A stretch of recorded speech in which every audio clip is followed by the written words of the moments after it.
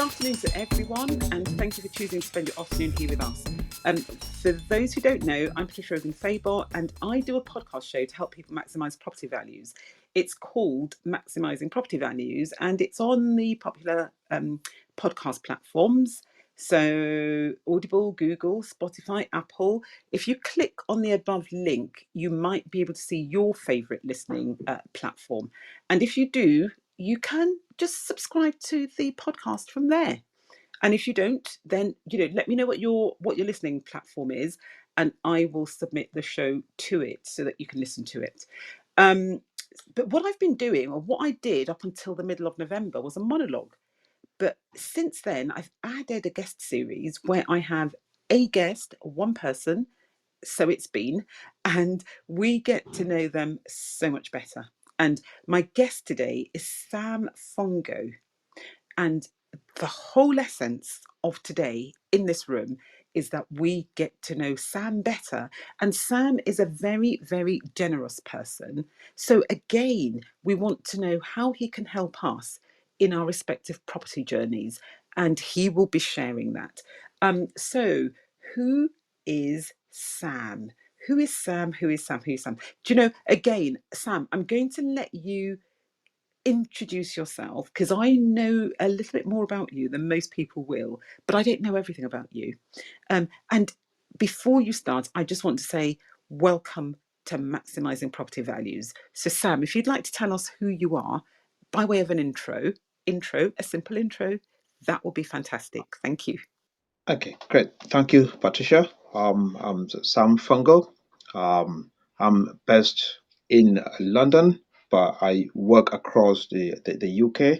I work for I'll start it personal. I'm married, got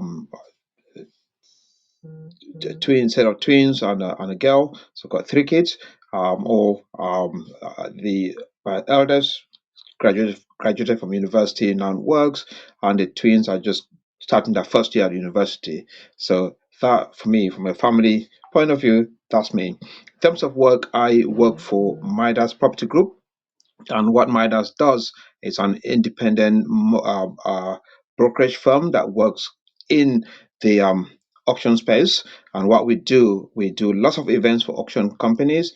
We do lots of events for property investors.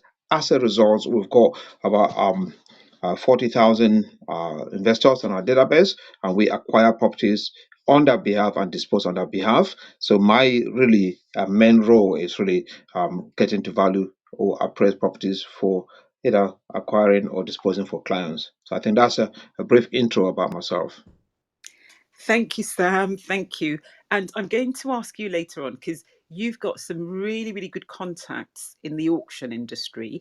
And I know that once I was in a room, or maybe I attended your webinar, where you were able to offer a really nice deal regarding the auction subscription service, due to your connections. So if you can think that up and maybe offer it to the listeners here as well, that would be amazing. But I'm not going to put you on the spot. If you can, just mention it, as we go forward. If you can't, no worries whatsoever. Maybe we can, come back and, offer it. But I think it's such a good service, and I'm subscribed to that service now. And it was a good taster that you offered, where I was able to actually just, experience it without paying any money, without feeling under any compunction to, put my hand in my pocket. And I'm a subscriber now. Anyway, so your questions. So what I tend to do is I ask people a couple of questions before we actually go into the nitty gritty of what they're doing. So your questions are these: why auctions? Why that particular aspect of property? So that's your first question. There's another one to come. Okay. Just before, it's a great question actually. I must say, just before I get into the question, I must say the auction space actually occupies just under 2% of the property market. So as much as we talk so much about auctions, it's a very small, small percentage of the market. So most properties get sold out of the auction space through estate agents, off market, or as you wish. Why auction? Why I say it's a great question because um, uh, there are reasons which people take their properties to auction. One and the most important reason why most people take their properties to auction is the auction space provides a space where there's a committed seller and a committed buyer. That is the main reason why people take their properties to auction because either they've had a few attempts to sell privately and it's failed, and then they just want somewhere where if someone says I'm buying or I'm selling, they mean what they say and they do what they say they're doing. That's the main reason. The second reason why people go to auction is to have an open market value. You have lots of councils, lots of charities that sell properties, or families where there's a probate situation, the family cannot agree on a value.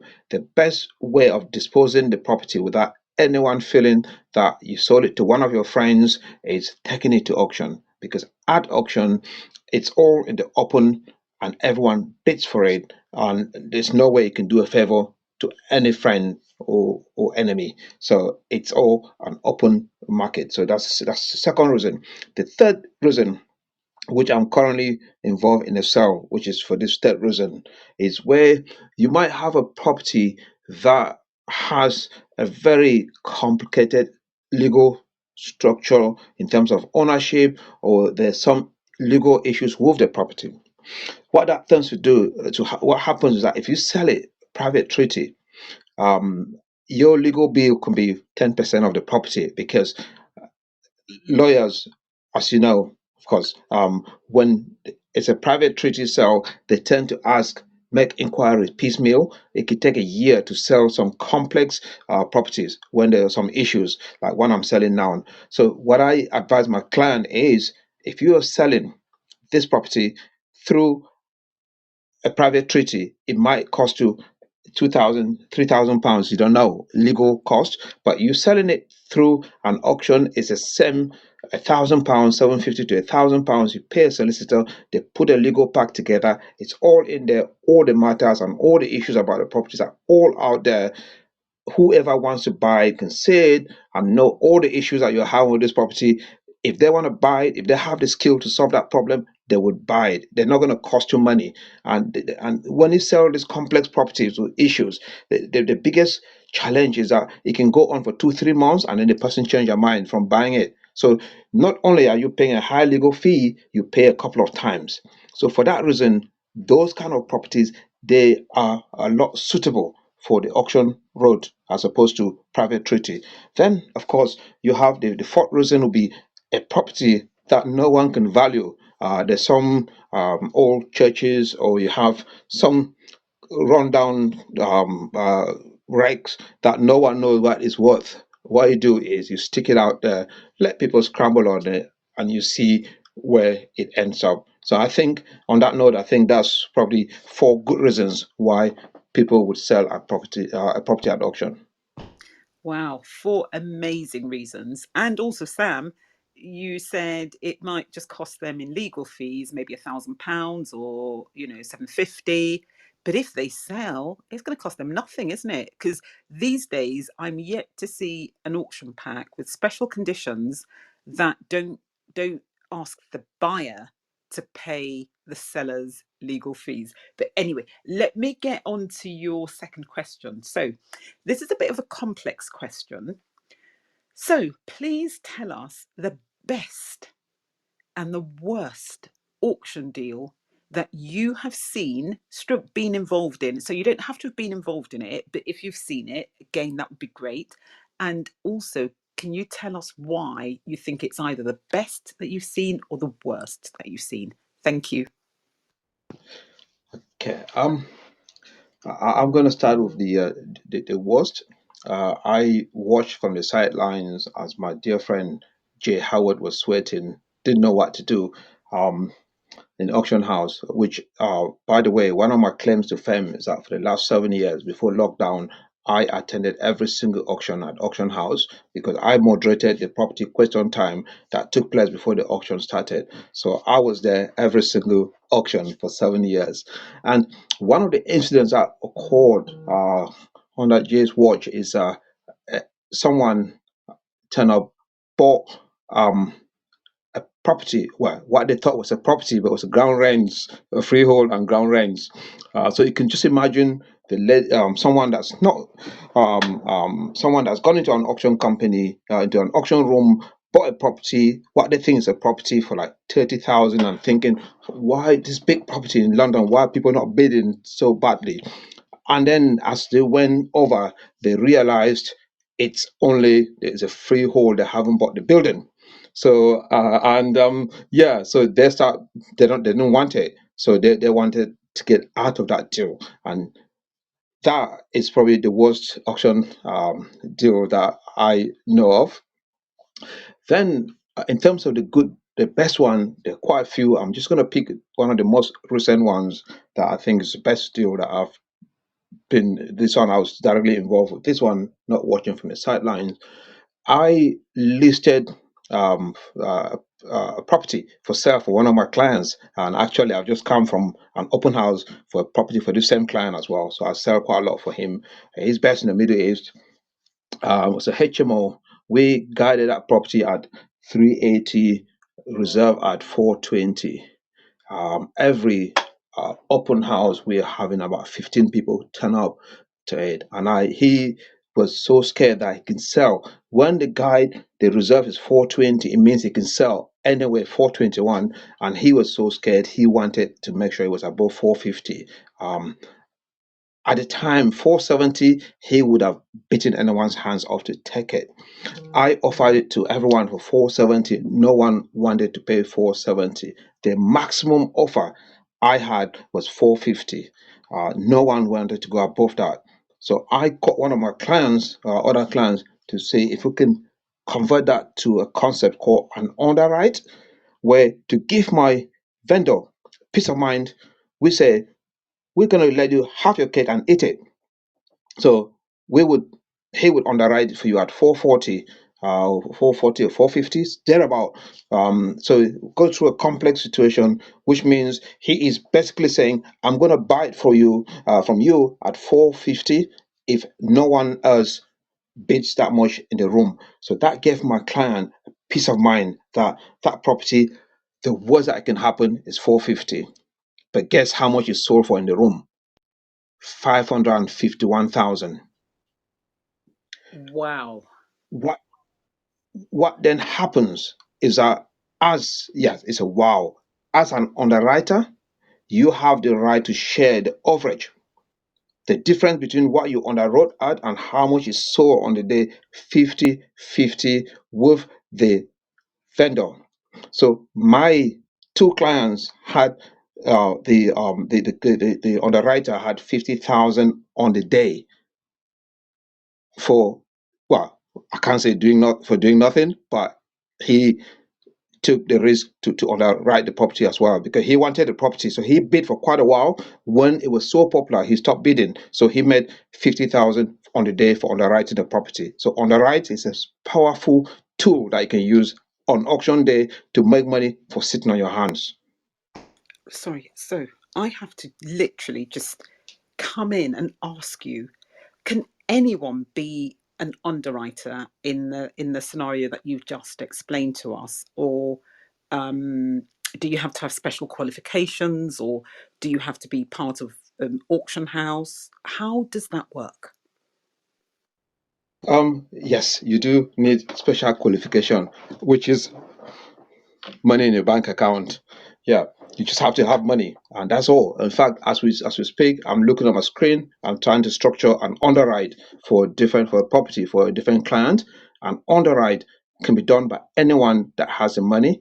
It's a powerful tool to use as part of negotiating an offer during auction transactions when we do transactions for clients. But no, anyone can do it as long as you have money.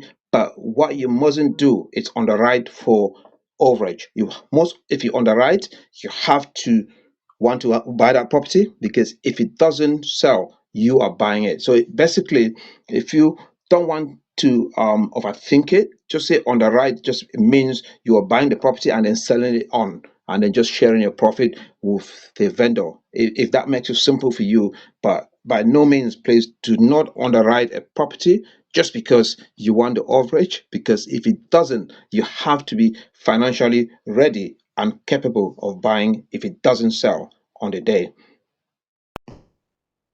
Wow, and that is excellent advice. Because, Sam, anywhere you talk, you give amazing advice and you give unbiased advice, which is why I really, really wanted you in this room doing this guest series.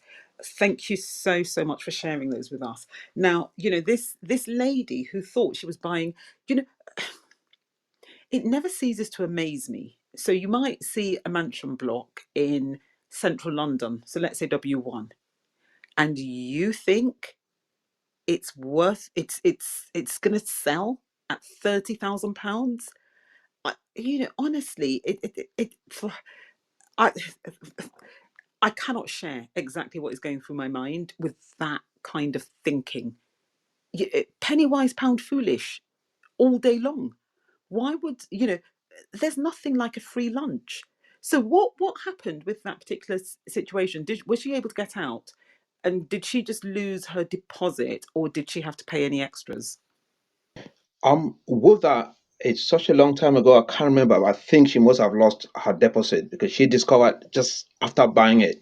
And in fact, there's a similar case that just happened a few weeks ago, actually, or 2 or 3 months ago, with a particular law that is still on the market, back on the market because someone bought it thinking they were buying a commercial, whereas they're just buying a head lease as well. So this is quite common actually, because the service that we offer, which is buying, acquiring on the behalf of clients. There are lots of people that think, "Oh, why pay you when I can do it myself?" But it's such small price to pay to avoid big problems. When the people have problems, that's when they can see the importance of it. But there are lots of these cases where people buy lots without knowing what they're buying. So, which is one of the greatest advice in auction is that you have to know what it is that you're buying before you buy it. Wow. So again, a couple of weeks ago, I had a solicitor on, Bushra Mohammed. And, if people are interested in what she has to say, you can just go on to Maximising Property Values and search for Bushra Mohammed. And she does what she calls smart auction packs. So, people pay her a particular amount and she looks at the legals for any particular auction lot, and then she gives legal advice on that particular property or lot, and advises her clients as to whether or not to buy. And I don't know how much she charges. I didn't actually ask her that question, nor did she say. But surely it's worth anyone coming to your outfit, Sam, or going to a solicitor like Bushra, to make sure that the most they are losing is, maybe, I don't know, 250, £500, as opposed to losing thousands. Because if people get it wrong, first of all, the auction house, and auction house being called auction house is a bit confusing, because then when one tries to describe all of them as auction houses, it does get a bit confusing. But the auction house, whether or not it's auction house or Barnard Marcus or Savills or Allsops, any of them, they want their £1,000. Most of them have a minimum fee now of £1,000. They want that. There's the deposit, which is usually 10% of the agreed, the hammer price. So you're out of pocket for that much at least. Um, and then you say you didn't realize that what you were buying wasn't what you thought it was. Oh my goodness, that is just, it's just crazy. Okay, I guess in a way I can see Okay. people's points. Just to comment on Busher, I know her quite well, very well indeed. She's very good at reviewing legal packs. for clients. And what I tend to say, for as much as, I mean, my main hobby is really going through EIG, reading legal packs, but even with that, reading 50 legal packs a day, I would not do a transaction for myself or for my client without us going to a solicitor. I would still say to you, there's absolutely no problems here, but I would get a solicitor to review, and not free. You pay, because if you do not pay a solicitor, you don't have that insurance cover. I say indemnity. I might miss something. If your solicitor does miss it, there's a cover. So even when I'm buying for clients, I would get a solicitor to review it. So, and I advise every single person, it doesn't not matter how much you know, it's always good to get a solicitor to run through that legal pack and rubber stamp it for you, then, or indeed point out the issues for you, and then you know what you're dealing with. So I'm done. Oh, thank you, Sam. And let me just share a piece of knowledge with you, unless the law has changed. But I remember when I was in training, we were told that even if somebody doesn't pay us, but we give them advice and we get it wrong, we are still liable. And that is why I think in the main you will hear lots of solicitors, if they're, on places like Clubhouse, saying, I'm not giving you legal advice. So that is their disclaimer, because I don't know the full facts to your situation, or something like that, and that will get them out of it. But you are absolutely right. And too many people just want free. And by getting free, anyway, any good solicitor will caveat whatever it is that they're saying. Um but you, they're not going to sit down with the person and go into their business in detail for nothing. What, they're in business to practice law and be paid for their advice. So you're absolutely right. Even me, so I've bought in auction a few times, and even though I am a qualified solicitor, I don't practice anymore, so I'm a non-practicing solicitor. But even though I've got some of the training and I have lots of experience of buying and selling, I still will not just do it myself. I will go to a solicitor, somebody who practices in conveyancing law, and get them to advise me and say, yes, you can do it, or no, you can't. And only then will I actually go ahead. So you're absolutely spot on there, Sam. People shouldn't really be thinking that they can do it themselves. Well, maybe they can and they're lucky. But what you don't know, you don't know. So there might be that one thing that they're not aware of that will land them in serious trouble going forward. So, yeah, completely agree with you on that. Um, wow. Absolutely wow. That people will go into auctions and just buy. In fact, you know what? I've seen it as well. I was in an auction once, and I started chatting with the guy who was next to me, and we were, kind of like just laughing at things. Anyway, the lot that he wanted went for so much more than what he was prepared to pay. And he said to me, he said, "Oh, do you know, I'm not prepared to go home empty-handed." And he just bid on something else later on in the auction and won it. I said, "Really?" He went, "Yeah, I'm not going home empty-handed." And I go, "Well, you're really brave." And he said, "Well, it'll either be good or it'll be bad." And he, Yeah, I think that for me is one of the things that I miss about not having auction in the room, is having those people that turn up and buy on the spur of the moment.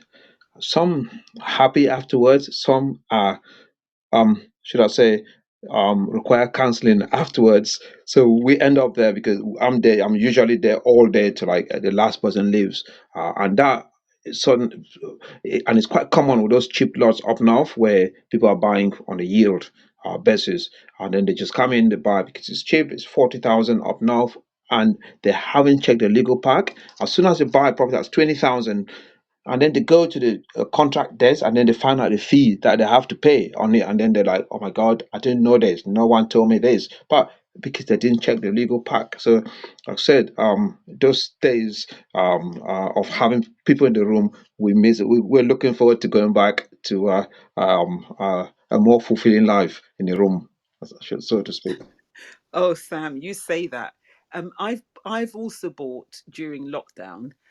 So we didn't go into the room. And I have to tell you, Sam, I absolutely loved it. I loved that. And I tell you why. Because one, I'd set my limits. Two, I had my phone a friend on my phone line because I was online, bidding.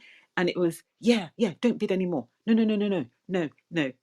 You're absolutely fine at this level. Because the thing is, no matter how disciplined, well, this is for me, I guess, no matter how disciplined I think I am, if you're competitive, sometimes common sense can literally fly out of the window. And that's why I always need someone to just rein me in. And it's like, no, Patricia, this was your, ceiling. Do not go above it. And sometimes you know that you shouldn't go above your ceiling. You've worked it all out. It's all written down. It's right next to you.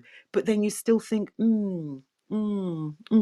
Anyway, Sam, now, there's another thing that people say to me that makes me laugh, and I can never ever resist saying, not quite. And it's this. So they're interested in, let's say, property 123.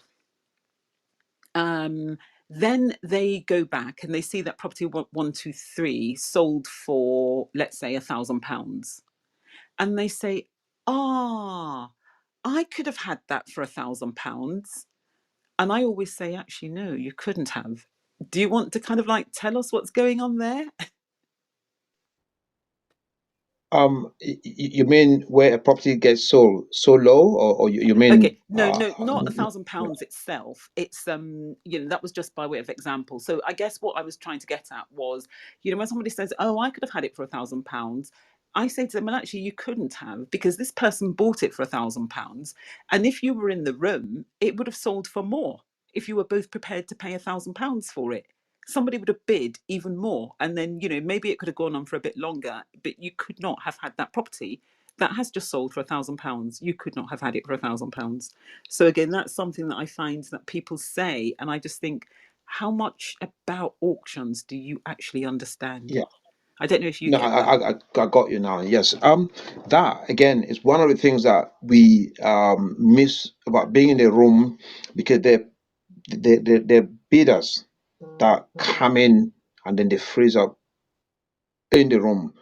Or they set themselves a limit, and they manage to hold themselves and didn't buy it, and then maybe it sells about 1,000 or 2,000 after they stop bidding. So they think to themselves, damn, I wish I had bid a bit more. And some of the sensible ones, what they do, they look at the back of the room, they see all of us as usual suspects, we're always there, they come to us, they come to me and say, I want that property. The amount of times that we've actually, and as soon as someone has bought a property and someone wants it badly, I've negotiated a deal before where someone paid £5,000 to take a contract, because some of the buyers are not emotional. They're traders. They're there to make money, right? If they want a bid and you were there and you thought, oh my God, I should have bid a bit more, and I stopped, you can go to them and pay a bit more to take it. Then a similar story, but slightly different. There was a property in Hull, an ex housing association property, two big HMOs together, perfect for converting two houses that were put together as one, title merged by housing association. There was absolutely no interest in that property. I pitched it to one of my clients. I went to bid for that client. I was so confident that there was no one else interested in that property, because I have a good relationship with that auctioneers. So I knew there was no one else. So I knew that I was going to bid £1 above the reserve, because they couldn't sell it before auction because it's a housing association that's selling it. But when we got into the room, it would just appear that someone turned up as well that was interested in that auction lot as well. You wouldn't it just it went by £1,000 increment between two of us, from 150 to about just under 180, and I gave up and he won it. It's a local guy from Hull. And then afterwards the guy came to me and said, Sam, you cost me 20,000 today, because we were just two of us bidding on that property all the way. So he said I cost him 20,000 because there was no one else in the room apart from two of us. So you're damn right, you could win a property, but if you have others interested, it's going to be different. Wow, £20,000 difference. just because like two people were interested in it. That is, but that's how it goes, isn't it? Because each party knows how much they value that property at, and it's a question of, do the numbers still work for me? Okay, maybe less profit, but I still want it. Oh, that is, it's quite good. The number of times I've been to auctions where I've literally just sat there and I've not even been able to bid because I tend, okay, I'm one of these people that you guys are going to hate. So I know my maximum. So let's say my maximum is £1,000. I will I will just be silent and I'll just wait for the other bidding to carry on. And now if the gavel goes down around, below my 1,000, then I'll put my hand up. But if it's carrying on and it's gone above my 1,000, I'm not even bidding at all because that is my maximum and it's already been exceeded and people are still, kind of like, going on. And I literally just sit there and I watch people and it is fascinating, isn't it?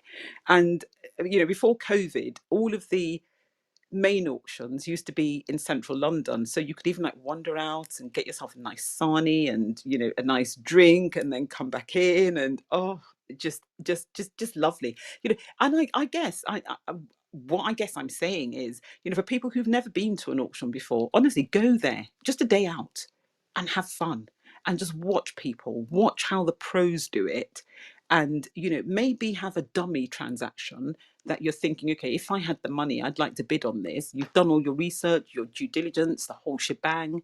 You know what your maximum price is, and then you go there and see, pit your wits against those of the experts.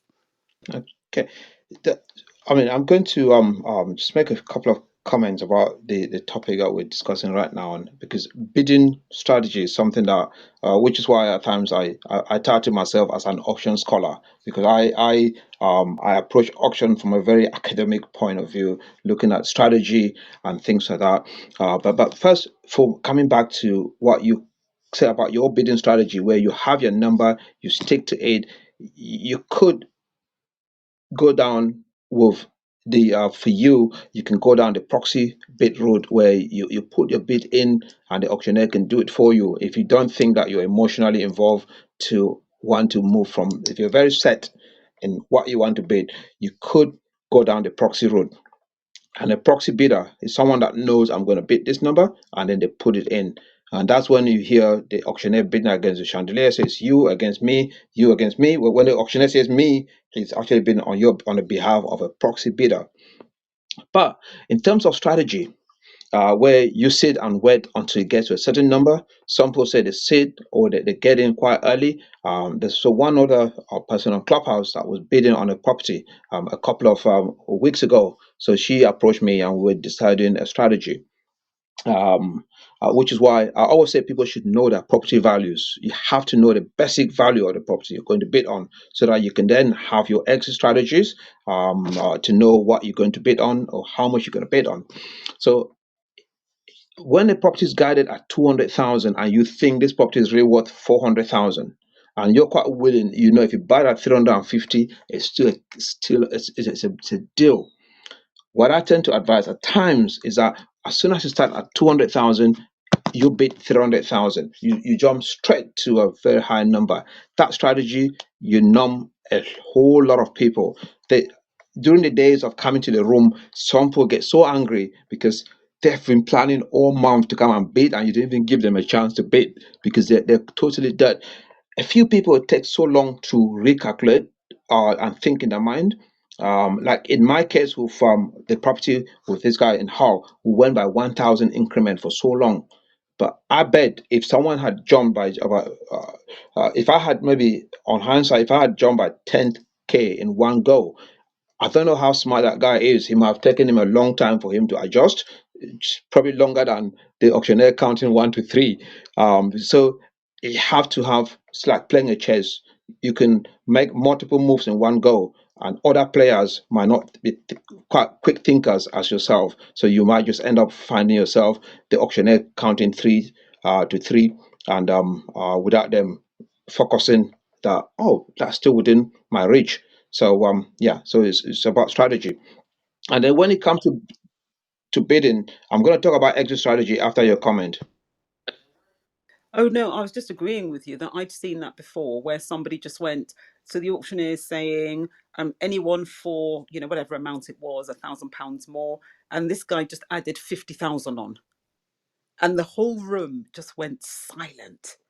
And we all, as one, looked back, and it's like, yep, you're playing with the big boys now. It was exciting.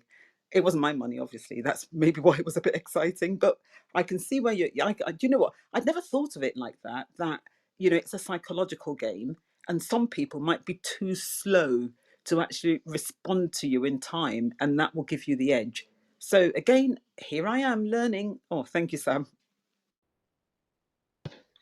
And the way I tend to say, in terms of the exit is that like the property I was bidding on in Hull, um, first exit strategy was to just keep it as it is as a HMO. It will be fine.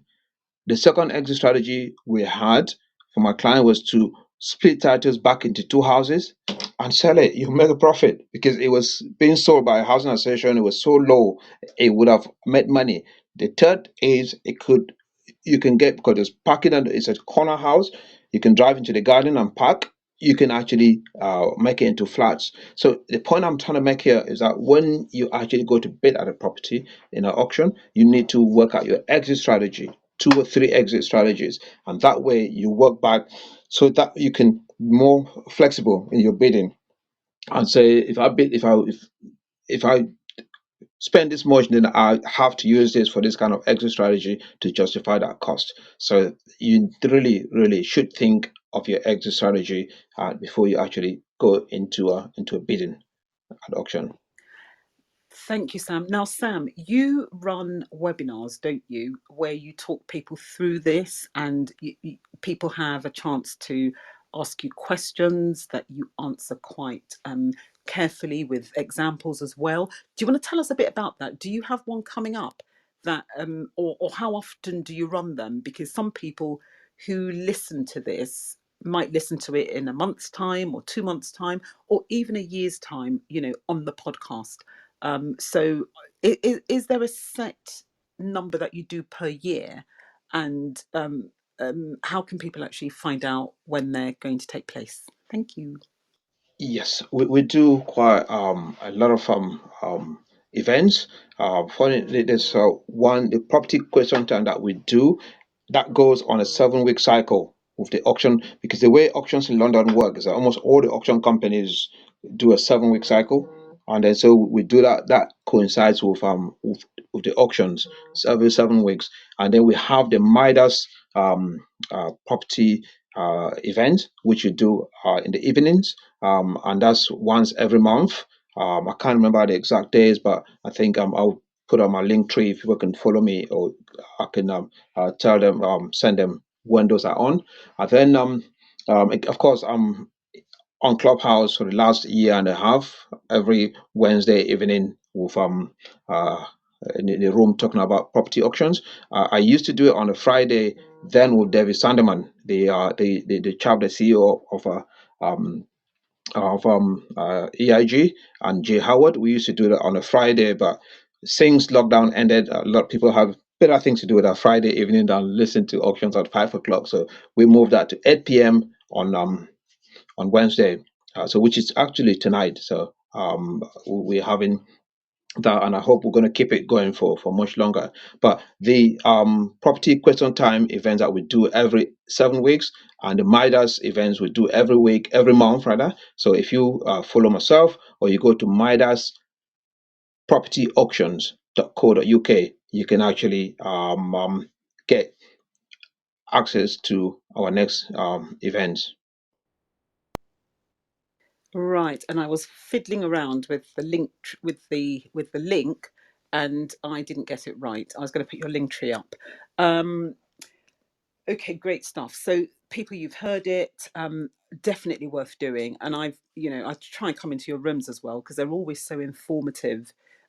You always learn something in Sam's rooms. So, definitely, definitely, definitely worth attending. And if you're not already following Sam, please just tap on his face and follow him. And then there's a bell icon on his profile. Tap on that as well so that you can be notified whenever he is talking, because he is the auction guru. He is the person that you want to know if you are interested in buying or selling via auction. And even if you don't instruct Sam, he will tell you what he thinks, so you've got absolutely nothing to lose. Like I said, everyone that's been invited onto this guest series, I personally respect them, and these are people that I would deal with personally myself. And Sam is not paying me to say what I'm saying. He's not paying me at all to say anything. I'm literally just kind of like, just sharing what is in my heart right now about, you know the service that Sam provides. Um, so, Sam. Thank you, Patricia, for your kind words. And just a quick share of a interesting story. There's quite a few people that come to my room. At times I get like lots of, they'll send sites to me. What do you think this will go for? So at times I used to always just share my thoughts about it. But I thought this is so many that if I have to do this, then I'll be, like one of those churches that have a priest specialized in taking confessions. So I said we have like a service now where people have to book to talk to me. So this chap sent a couple of properties, and I said no, he needs to book at the time. And he said, oh, why pay when I can get the information free from you? I said, absolutely, I'll give you that information free. Meet me in the room on Wednesday. He said, no, I don't want to share my lot with everyone that will go on it. I said, of course, if I'm sharing free, you got to share your side with everyone. If you don't want to share, if you want it private, you have to pay. So I just thought, let me put that in. Oh, thank you, Sam. Do you know I'm exactly the same, because my Calendly, if people want a private conversation with me, that's a consultation, and people, there is a charge for that. But I say to people, you can get it for free. Just come into any room where I'm talking and ask me that question, and then the whole room gets to benefit from it, because there are so many people who want you to invest in their business when you have nothing to do with that business. And not nobody minds giving, helping people out and giving advice and stuff, but when it's to add value to your business, it's not just an oh, what do you think about this, a theoretical question. These are like real practical questions that they're going to be using in their businesses. And yet, sometimes some people are, like you said, this person that you were talking to, why should I pay when you can give it to me for free? And I, again, it's your business. It's your business. Invest in your business. So, yeah. So, Sam. So you have a Calendly, do you, or how do people actually book? Can you tell us? Um, Usually most people will contact me, but we have like an Eventbrite like event that's continuous. So you would go to it. There's a menu option on it that you would then pick the menu that you're looking for. You tend to have people that maybe they just want to discuss a deal. It could be a deal analysis or one-on-one, or it could just be people that just want to understand how to position their property for sale at auction or private treaty. Like I said, if I would first do a 15-minute free conversation, and then if I think you need a bit more time, then will send you a link to book, and then we can have a quick chat about it. So okay. Great stuff. Great stuff. Great stuff. So again, now sometimes, okay, so I'm one of these people who, um some people might say it's sad, but I like to do my due diligence, and I like to know everything there is to know about, things that I'm really interested in, things that might affect my business. So I in the past have read auctioneers' terms and conditions, and I remember when the first time that I read one where the auctioneer was saying that they can actually bid on a property. Thank you, Sam. That they can actually bid on a property that they're being asked to sell. So this is, I'm not talking about proxy bidding here. I'm talking about the auctioneer just trying to whip up interest in the room. And I know that Because I used to think, because there was one particular property that just didn't sell in auction. This was during the lockdown. It was in about 3 or 4 consecutive auctions, and every single time the last bid seemed to be £1,000 or £2,000 below the reserve price. And I thought to myself, this doesn't make sense, because whomsoever bid that £1,000 or £2,000 less surely would have gone to the auctioneer to say, look, doesn't your client want to sell? Won't they sell to me? Or the auctioneer would have gone to that person and said, can you add another £1,000 or £2,000 and, tied it up. And then I attended your webinar where you said, don't take the last bid price as somebody who's interested in buying actually bidding, because that could have been the auctioneer actually bidding, and that's why they would have stopped just shy of the reserve price. Now that for me was revealing. So do you want to tell us a bit more about that? Yes. Okay. We dealt with the proxy where someone is not very confident of how much they would be bidding, or they know they can't hold back. If you put a maximum bid and you put your down payment, your deposit, everything as a buyer, the auctioneer will bid on your behalf up to that number. And if you do win, fine. If you not, fine. But just hypothetically take the case of that property in Hull that I was bidding on, and I was unfortunate to have met someone else. I thought they would be the only one in the room bidding. So the two of us, we helped each other all the way. But take it that if I was the only bidder in the room, and that property was guided at 150, and that was actually the reserve as well. So I had very good information that the guide and reserve were the same. So if he hits that 150, it had to be sold. So, but the auctioneers will always start at 140 or 110. They start from very low. So if you are the only bidder in the room that wants that property, it's against common sense for you to bid against yourself, right? You can't keep bidding up and up alone. So you do need someone there that can actually get the race going. So what tends to happen is that as an auctioneer, the auctioneer has a right to lead with the bidding up to as close to the reserve as possible. But what they cannot do is go above the reserve, because the moment they go above the reserve, it means that the gravel can drop at any time. Then it will be quite embarrassing if they have to buy the property by themselves. So yeah, so the auctioneers do have the right to actually lead the bidding up to close to the reserve as possible. Right. Okay. Because you see, the thing is, um,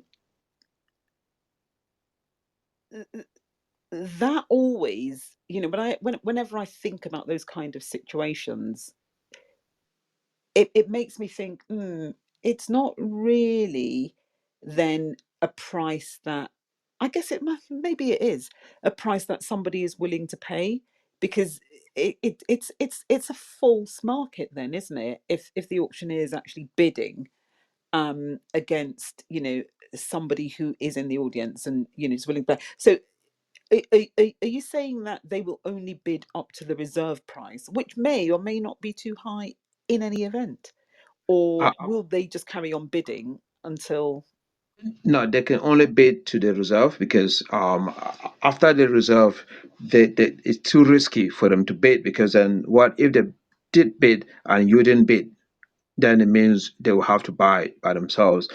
Auction companies are highly regulated, so they have to keep all their records in case someone comes in. So which is why you can see there's so many disclaimers. When you look at the auction conditions, you say you've been to see the property, and even if you didn't view it, you have to say you've been to see it before they can sell it to you. So you have to indemnify them. So they're highly regulated. No auctioneer will bid above the reserve, because it's too risky to do so. And if you think about it, if that property is on for 150 reserve and guide, the auctioneer has to start from somewhere low. And if you're the only person in the room, you can't keep bidding up yourself alone. So you need help from someone. You need a helping hand, which is why it's still quite a willing price because you're still willing to pay. No one is pushing you to bid. So if you stop bidding, the auctioneer too stops. But they can only bid as soon as they get to the under the reserve. They will stop. So if you go £1 above the reserve, the auctioneer would let go to you. Where they actually end close to the guide, like you alluded to earlier. Maybe the guide and reserve were the same, so the auctioneer just didn't want to go above the guide, which could be the reserve, and that tends to be for most of these institutional properties. The guide and the reserve are in most cases the same because they're not too bother, and they would agree to whatever reserve you actually give them or guide. Because if you advise them as a professional that this is what you need to get the best sell, they say yes. They're not as difficult as what I call organic or family vendors that are quite difficult to recommend a reserve price to. Oh, thank you, Sam. And then, talking about guides and reserves, can you just tell us, because you are the boss, you are the expert in this, can you just tell us the normal relationship between those two prices? Okay, so guide and reserve, where I tend to just use, and for academic reasons or just discussion, I use a prop that's 100,000, and I use this to give you the difference between estate agents and auctioneer as well.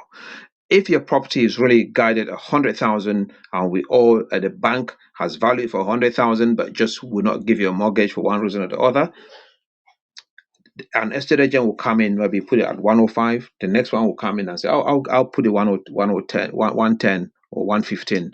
And then they just keep putting it higher and higher until they win their instructions from you to sell it. And hopefully they hope to get you 90,000. An auctioneer will come in, value it. We say, this property is worth 100,000, but we're going to guide it at 75,000, reserve at 85. So hence why be it below market value is always 25% below market value, because that is the guide at auction. Then the reserve is, by regulation, the reserve cannot be more than 10% away from the guide. So that's where you get 85,000, which is like 10% from 75. And then it's 15% from what we all agree as a market value of 100,000. And what will happen is that this property can sell about £1,000 above 85, which is why vendors, normal, what I call organic vendors, are scared of putting it because it might sell at 86. But those who are traders, people who buy properties for the sake of selling it back immediately without doing any work to it, they can put that property on the market at a guide of 50,000, knowing that there will be so many people that will come to that property, and then it sells much higher for them. So I think, yeah, so that's a guide and reserve relationship there. So here's another strategy, I suppose, that, for people who might know what they're doing, that they can take on board. So first we had the underwriting, which again, you very, very clearly said, don't go into it just because you want to share in the uplift. Go into it if it's a property that you would be happy to take on board in any event. So that's one way of making money if you don't actually win. And then this other one is trading, if you know what you're doing, and lots of people don't, again, as we've touched upon today. But if you do know what you're doing, people can do that, can't they? They can just trade. They can buy stuff, not do anything to it, put it back in an auction, and time alone will just give them a profit. Yeah, absolutely. The thing about traders is that the professional traders, it's a numbers game for them. They do so many properties that they would lose out on one. There's a particular property that one of the traders had on a couple of months ago, and we had a client that wanted it. We offered him an amount for it, and he said no. He asked for much higher. We didn't, and he went to the room. He saw like 10,000 lower than what we offered him.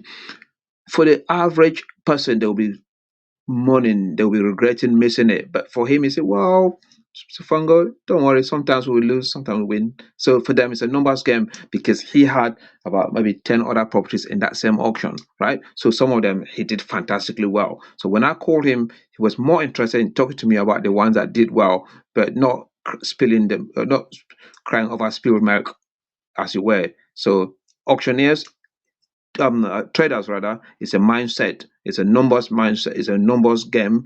As far as they're concerned, their mindset is you lose some, you win some.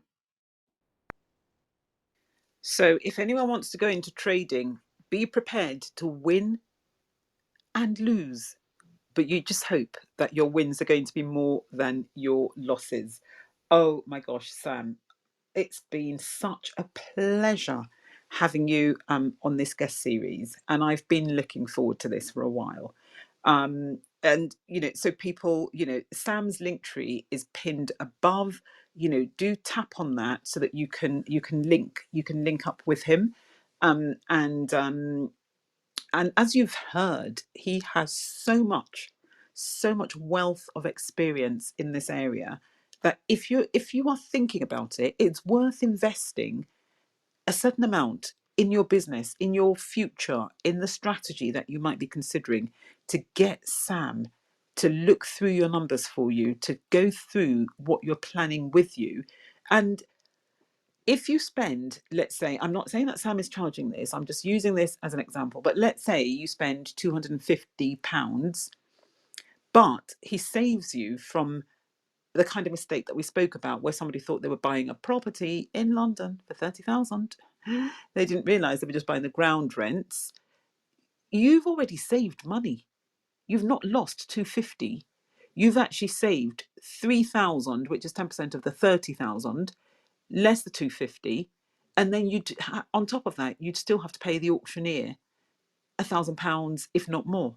And anyway, so well worth whatever it is that Sam charges. So this particular recording is going to be on Clubhouse for another week, I think, and definitely in a week's time, it's going to be released as a podcast. So again, maximizing property values. You can, search for it, and you will be able to find it. So go maximizing property values, Sam Fongho. You will be able to find this. So Sam, thank you very, very, very much for doing this with me. And as I said earlier, if you're not already following Sam, he is somebody that you definitely want to follow. Next week, so Wednesday, this time next week on Wednesday at noon, well, it's not the same time because we're now at nearly 1 o'clock, I will be talking to Caroline Pattinson. She is absolutely amazing. She's got so much experience, especially in the HMO area. And she's somebody that you want to listen to her. If you're interested in HMOs, you want to listen to Caroline. She doesn't make any noise about herself, but what she knows is definitely worth knowing, and she is more than happy to share. So next Wednesday at 12 noon, I will be talking to Caroline Pattinson. And honestly, everyone in the room, thank you so much for spending your afternoon here with us. And Sam, once more, thank Yeah. you very much for being my guest. Yeah, thank you, Patricia, for the opportunity. It's been an honor to be in your room. I love coming to the room. I love the way you communicate. I learned so much, not just about property, just about how to get a point across when I listen to you. It's always a pleasure, and I look forward to hopefully being invited in again because there's just so much that we haven't touched on. So hopefully, we'll have the opportunity again to come back. So looking forward to that. Oh, I'm going to take you up on that, Sam. Definitely. I was actually going to, I was kind of like thinking, I'm going to have like series 2 where I'm going to have, my guests come back and update us. But before that, I'm going to have you back on and we will maybe do a deep dive into a particular aspect of auctions. I'm looking forward to that. And I'm going to hold you to that, Sam. Absolutely. I look forward as well to that. Okay, great stuff.